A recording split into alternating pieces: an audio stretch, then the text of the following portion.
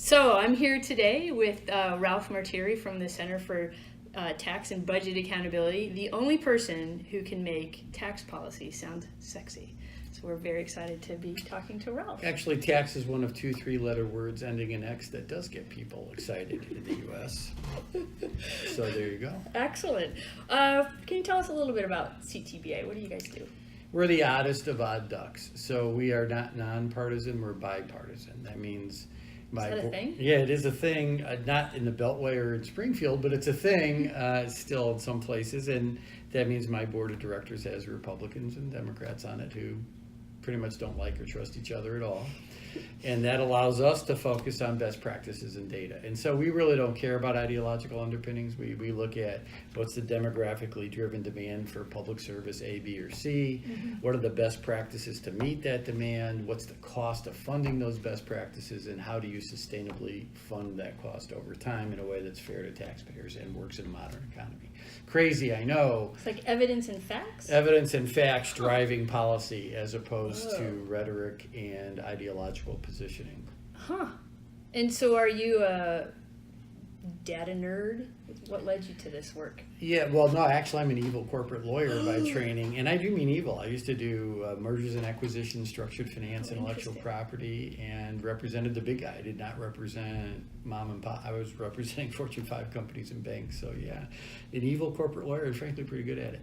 But now I do work at this think tank, and we do take this approach. And really what we want to do, we have a goal. Everybody has a goal. Mm-hmm. We're a 501c3, whatever. We want to see these public systems work as they are intended to promote access to opportunity, primarily for disadvantaged populations, but really to meet a variety of needs at the federal and state level for whether it's healthcare, education, et cetera, and to make sure that the government at the appropriate level has the appropriate capacity to meet those needs. So as you know, we work with a lot of federal funds, so I thought we'd start with the federal side. So we had a chance to talk back in April at our management summit. You came and talked to our team about the federal tax bill, and one line really struck me. Can you share what you mean by the tax bill is bad capitalism?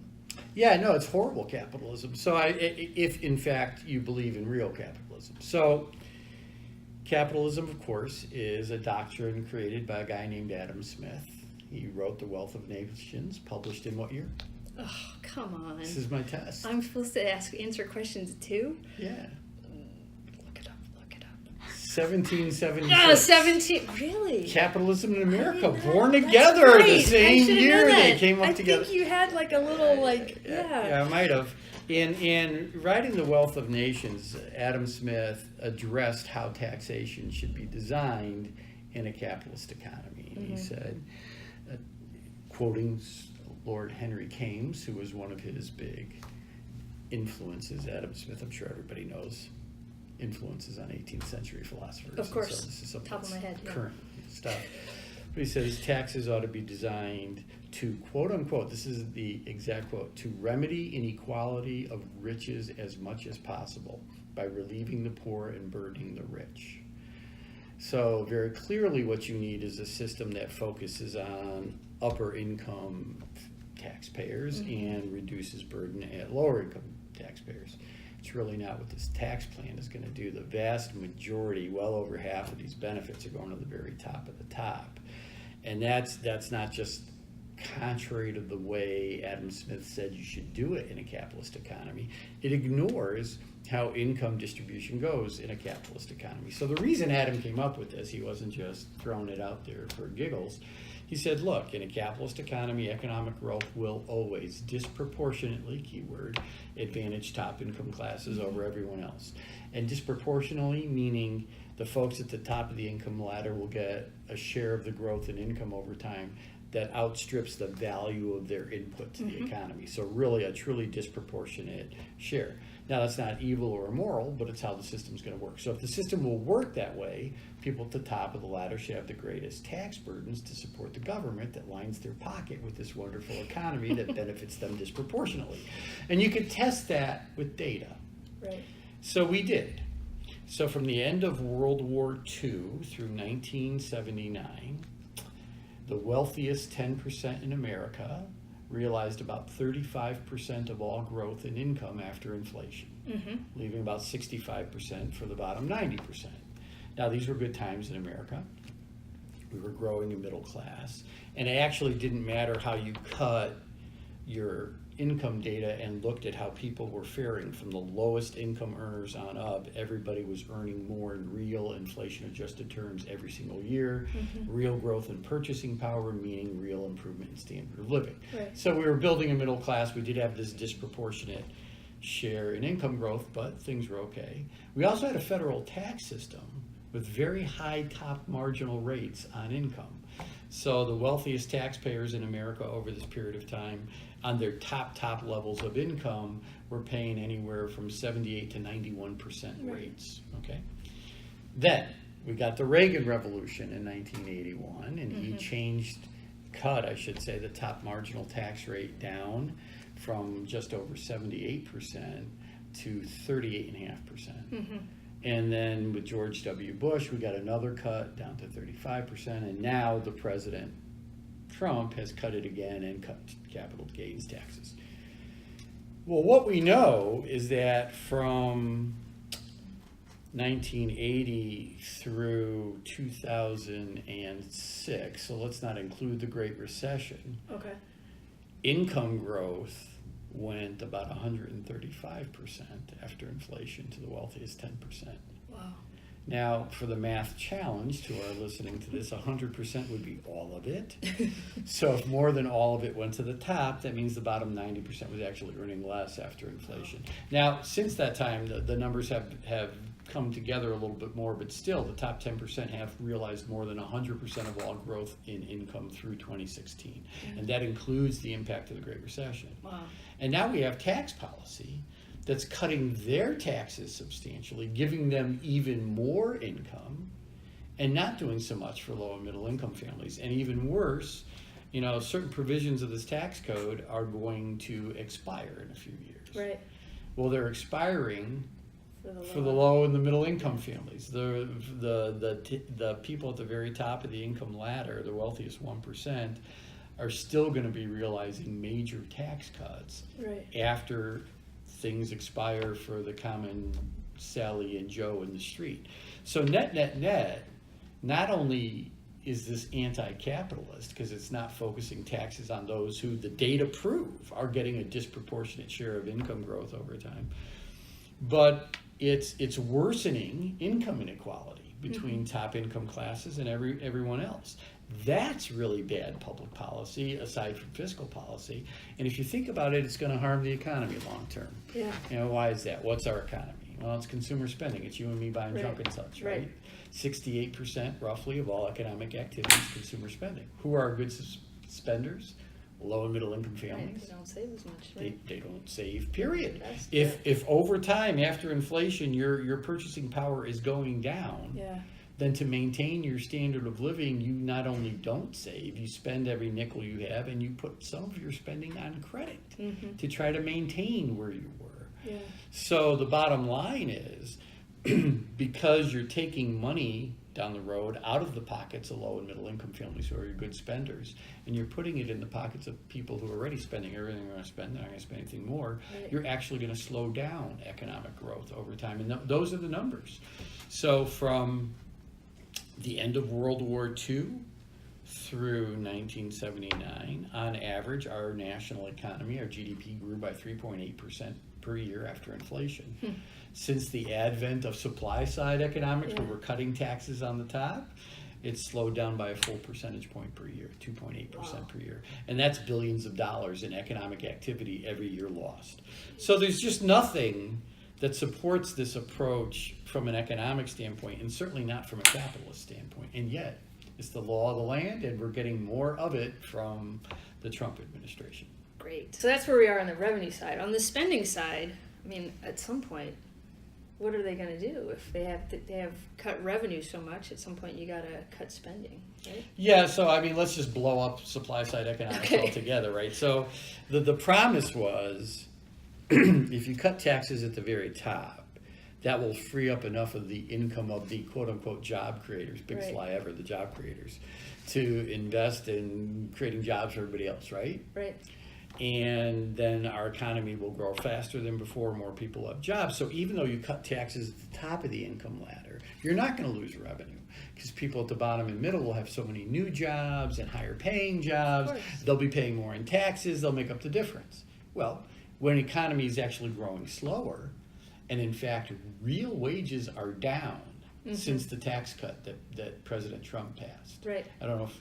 Yeah, I know. It was supposed to all go into wage growth, I thought. Yeah. And investments in R&D. So That's far, what we were going to see, right? You know, if you don't take an share buyback. inflation-adjusted look at it, you know, wages are up by 2.7%, which is next to nothing. But after inflation, they're actually down, and that's what really matters is your real wage. So real wages are down since this tax cut. It's brutal, and so purchasing power is going to go down. The economy is going to slow down, and deficits are going to continue to grow because we're not generating this additional revenue from this additional economic activity, or that was promised and wasn't. In fact, where the money is going isn't to creating jobs at all.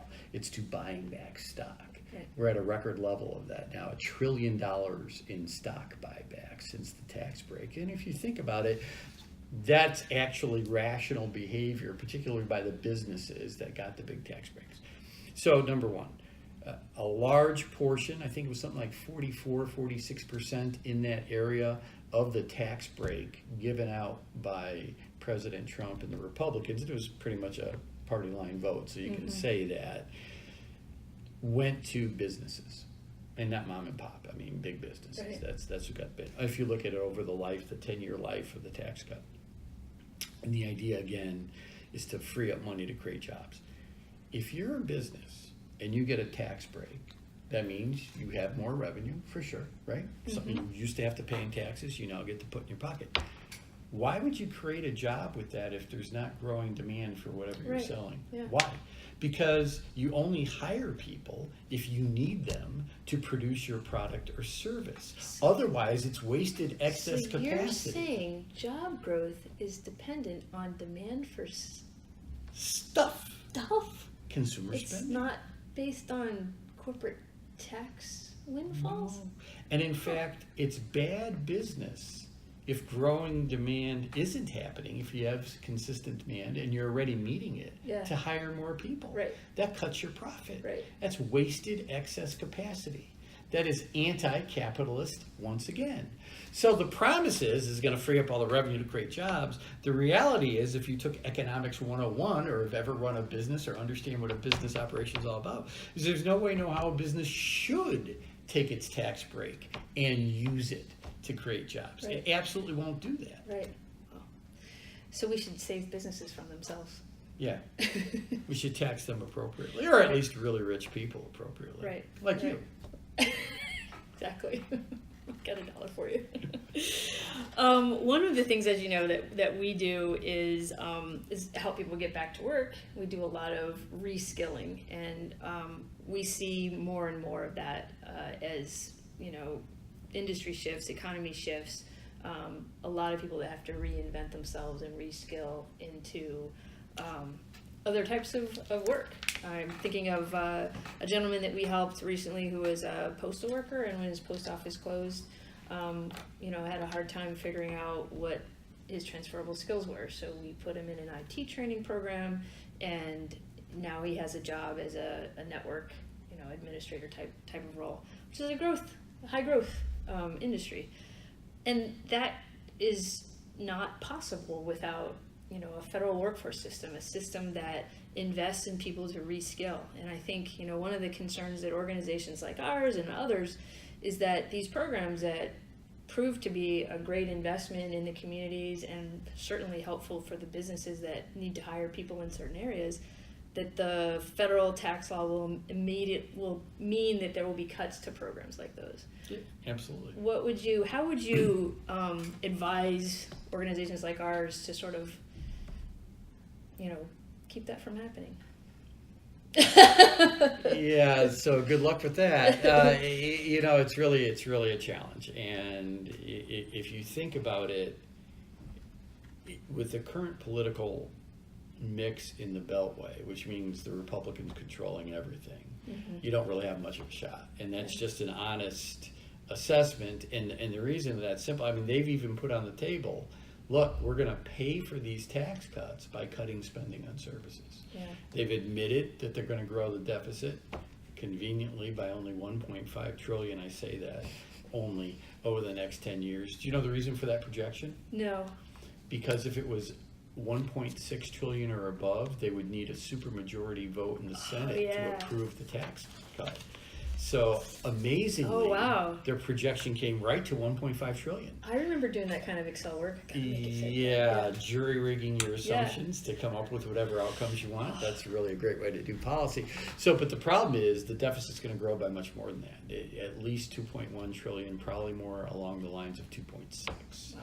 So the pressure then will be on the budget, and here's how the sort of anti-spending side uses it. Our deficit's out of control. We have out of control spending. We got to rein in our spending.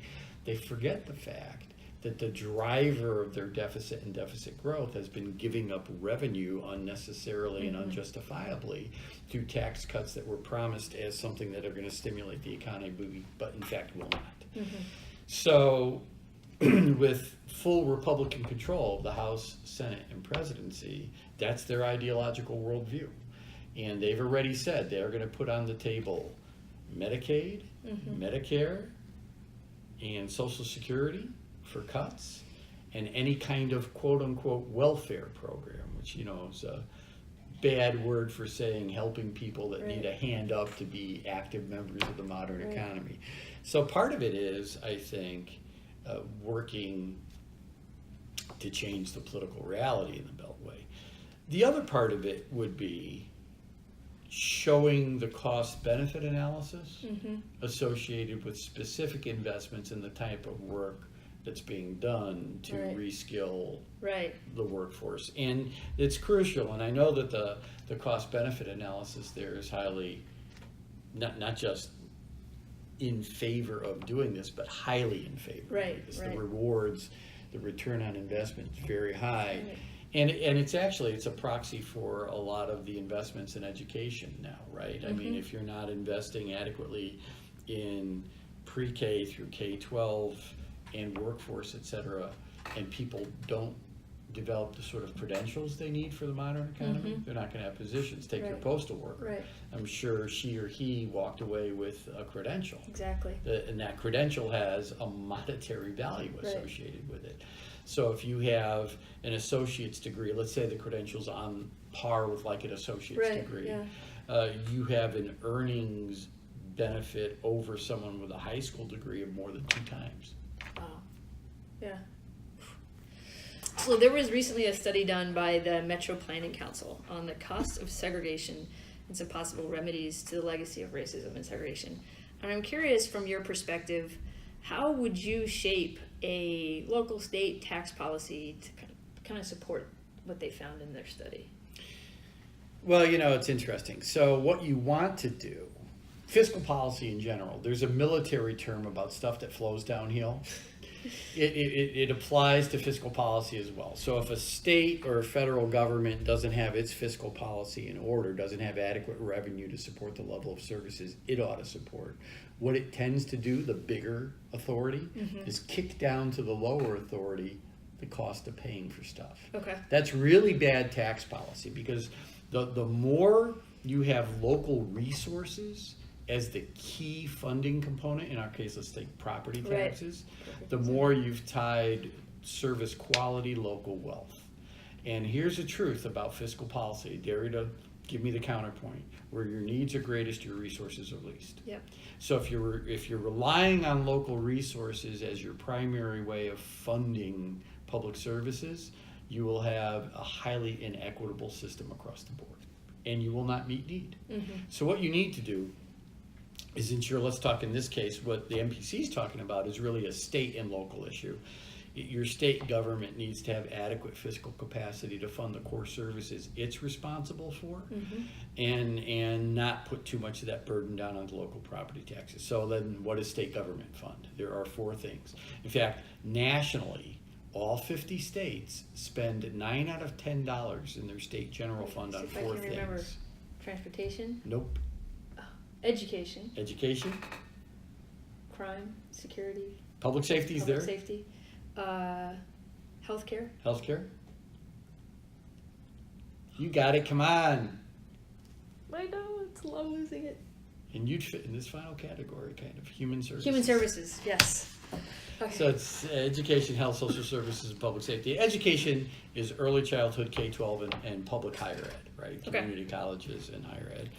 Healthcare is pretty much Medicaid. I mean, in most state budgets, it's well over 90% of their Medicaid or their healthcare expenditures are Medicaid expenditures. Very little is pure public health.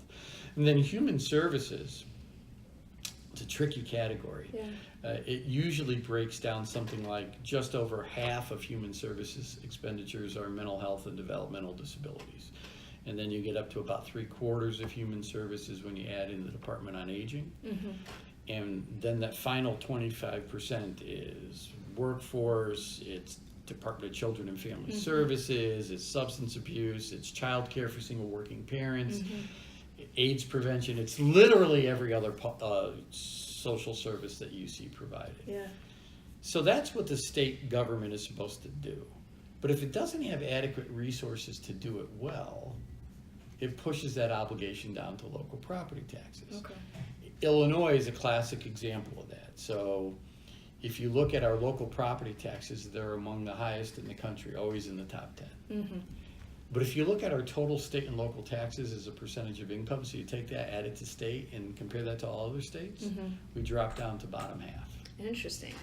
And the reason for that is the state government doesn't have adequate capacity to do what it's supposed to do, so it has shifted that obligation of property taxes. That's a really unfair way to fund Right. services, and it's going to tie, let's talk about education, that's the easy case. For instance, educational quality to local wealth. So in Illinois, those schools located in Barrington, Winnetka, Wilmette, those kind of places Yeah. have world-class public education. Yeah. You know, I'm actually the president of my school board in 20 Little River Forest, District 90, and I think we might have a zoning ordinance against poverty, but we have very low poverty. I mean, we don't have a lot of it in River Forest.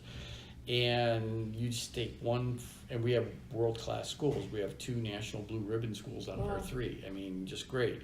Take one step out of River Forest, and you're in Maywood, Bellwood, or Austin. What do you think their schools look like? Don't look like ours. Not at all. And that's because the state underfunds it. Mm-hmm. Rely on that local resource. Where needs are greatest, resources are least. They simply don't have the capacity. Yeah. And then that creates the second problem when your tax policy's out of whack. Inadequate capacity on the front end, inadequate outcomes on the back end. But here's what happens.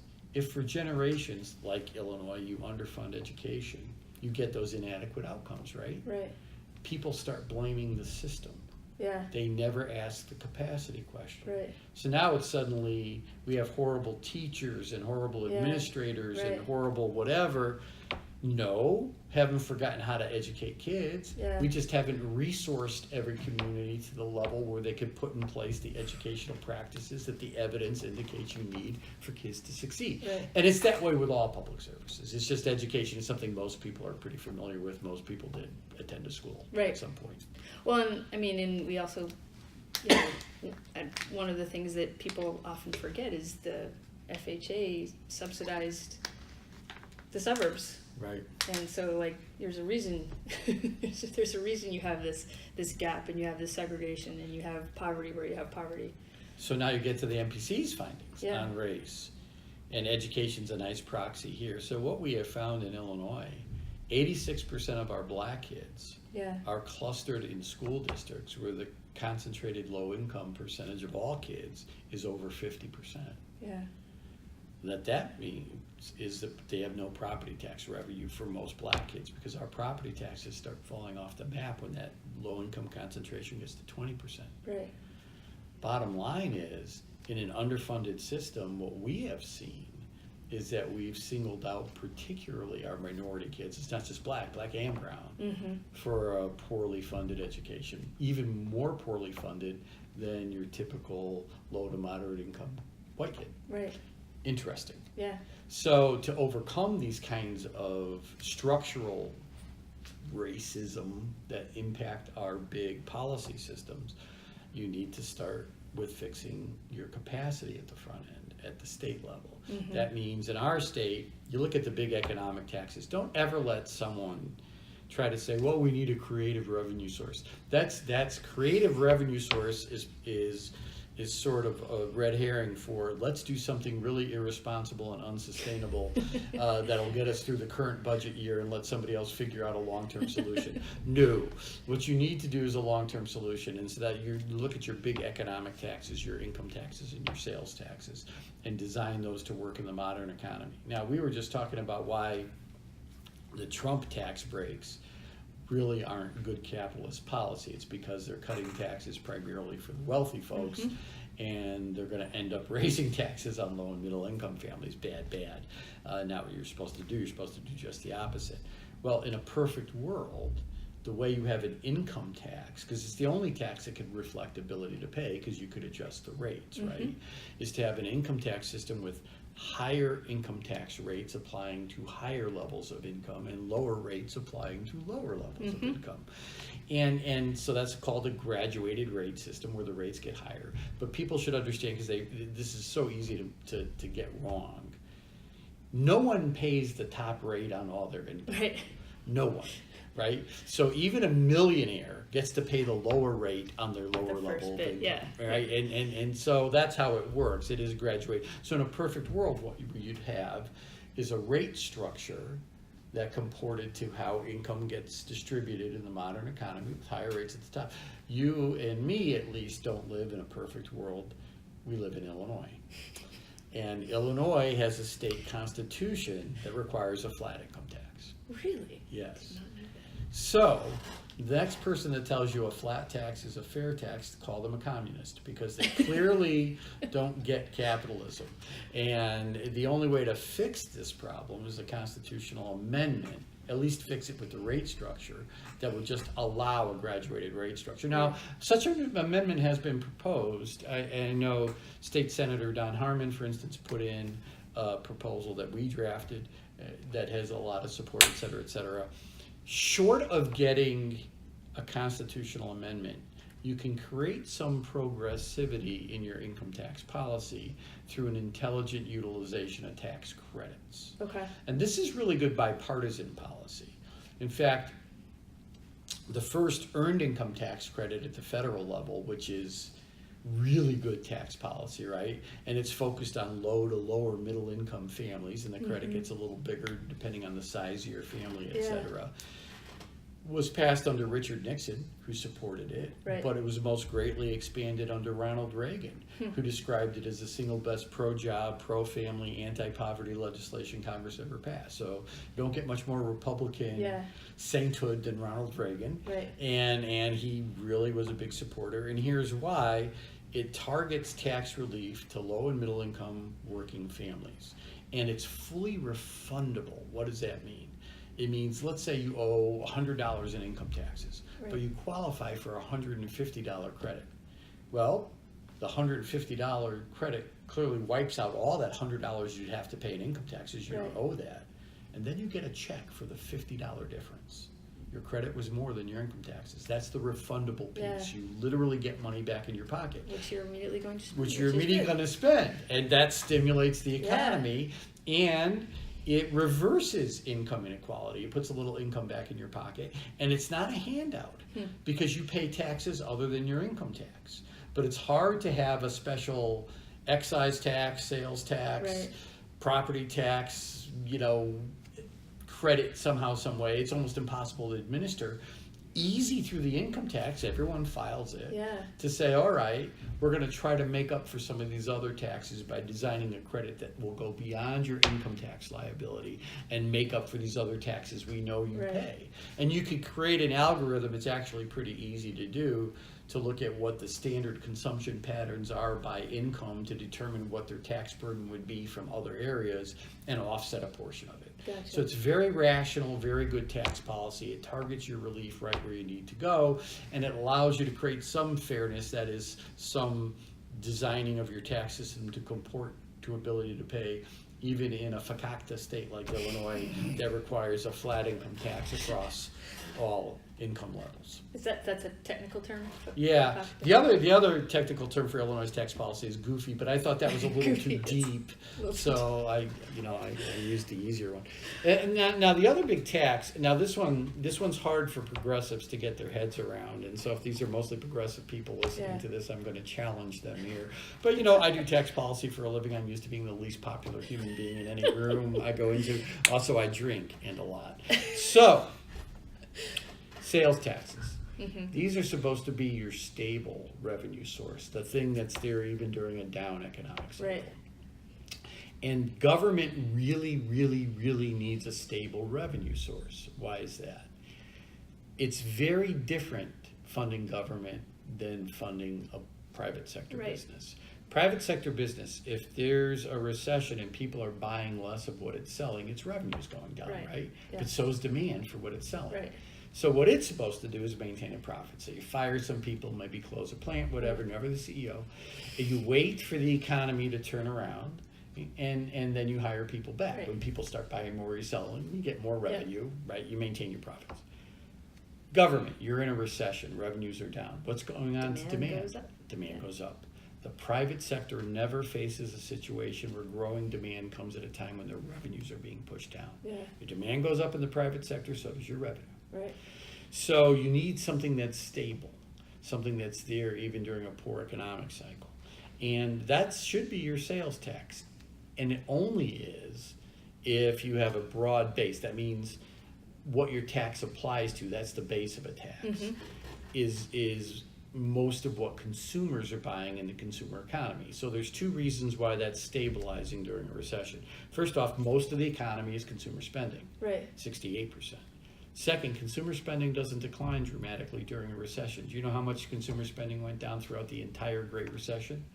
0.6%. Really? Yes. So if you broadly tax what consumers really buy in the consumer economy, you're going to have a stable revenue to help you get through that recession, right? Yeah. 45 states in America have a sales tax. Illinois has the most narrow base. It taxes less of the modern economy than any other state. Why would that be? Our sales tax in the great state of Illinois applies pretty much only, there are some small exceptions, but pretty much to the sale of goods, products, hard physical things you could touch. Right. Tie, that pen. Yeah. What we don't tax are services. Well, right now in Illinois, only 17% of our economy is made up of the sale of goods. What we do tax, over 70%, 70%, is the sale of services. What we don't tax. You can't leave the largest and fastest growing segment of your economy entirely out of your tax base. Especially when that's more likely to be wealthy people using those services. Correct. Now, sales taxes are regressive, though. Even this expansion that we propose to consumer services is regressive, but it's less regressive for the reason you just said than a sales tax that's just focused on products. Right. The classic example is the lawnmower example. Right. The middle income family to take care of their lawn buys a lawnmower. Right. And they pay a sales tax. That's a product. Right. The rich family in Barrington hires a lawn service. They don't pay a sales tax on the service. The poor middle income family buys a dumbbell to work out in the basement. Right. Rich family belongs to the gym, doesn't pay a tax. It's spritzed with Evian. Yes. Yes, I don't want I think anyone they tax spritzing the on me, Evian. though. I think they tax the Evian. Do they? I don't know, wouldn't they? No, Or water. pass it through? It's I don't know. Anyway, so the bottom line is we need to expand our sales tax base to services. And yes, it will increase taxes for low and middle income families. But progressive should be all over supporting it, because if we just taxed sort of the same services that our neighboring states of Wisconsin and Iowa tax, and these are not bastions of Democratic blue political behaviors. Iowa is as classic a red state as you're going to get, and Wisconsin's maroon, but mostly red lately, right? I mean, and certainly their governor is very red. So if we taxed what they taxed, we'd have $2 billion more in revenue at the state level to fund things like education, health, etc. $2 billion more, just what they tax. And if we don't have the revenue, what do we cut? We cut education, health services, public safety. So what's the economic value to a low-income family of maybe having to pay $50 a year more in sales taxes over a year, or losing their child care?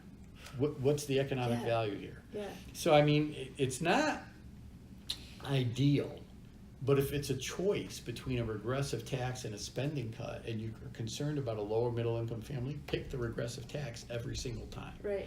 Because it's more important to have that capacity so the public sector could adequately invest Right. in those core services. That's interesting. Per usual, we are walking out of here feeling all warm and fuzzy about tax policy and the future of our country. So thank you. Do you have anything positive to say on our way out? Yeah, no, I mean, these are all, what's great is, I mean, you look at the problems MPC highlighted. Yeah. You look at these structural racist policies for education and housing that have been going on for years, Yeah. whatever. You can solve many of these quote-unquote unsolvable societal ills if you just adequately fund the government to invest in those public services that actually promote social and economic justice over time. Right. It's doable. Right. So we see things like wage gap growth between whites and minorities in Illinois, and we know that a portion of that is due, of course, to discrimination, but another portion of it's due to how we fund schools. Right. We could fix how we fund schools. So these things are very fixable. And I think what needs to happen is one of the two sides of the aisle, and so I'm going to put this burden on progressives, have to be the adults in the room. Mm-hmm. We got to stop yelling at each other. Mm-hmm. The most important math, and I do a math, they called me a math nerd, very true. We're a math-based think tank. There's no more important math than this. Yeah. 50% of the votes plus one to pass a bill. You can't get to 50% of the votes plus one if you piss off all the conservatives. Yeah. Can't do it. You need conservative people to support you. So making them the enemy is not the way to win the game.